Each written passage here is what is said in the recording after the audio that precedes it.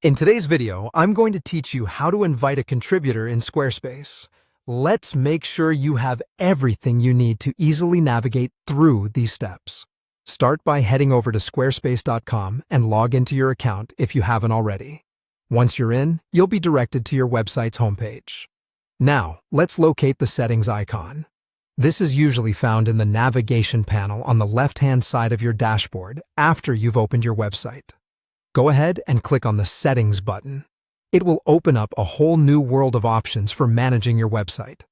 Within the Settings menu, one of the options you'll find is Permissions and Ownership. This section is crucial as it controls who gets to have access and make changes. Click on this to explore further. Sometimes many people tend to overlook the importance of permissions, but for a collaborative project, it is necessary to have the right people with the right access to enhance productivity without compromising security. As you open Permissions and Ownership, you'll see another option to click on that takes you to a more focused menu about permissions. This is a crucial step, so ensure you're clicking on the correct section. Now look for the Invite Contributor button and select it. This feature in Squarespace is designed to help you bring more hands on deck efficiently and effectively.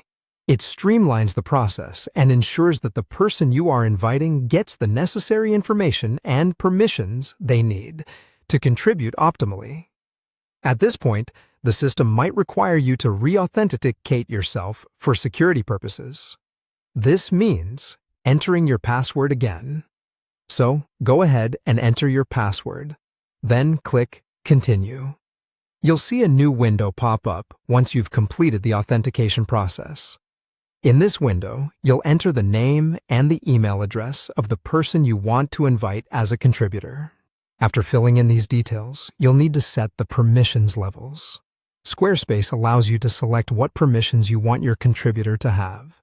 It's always wise to tailor these permissions to fit what their role entails. Once everything is set up to your satisfaction, click on Invite. And that's it. The invitation is sent, and your contributor will receive an email with all the necessary details to start working alongside you on your Squarespace site.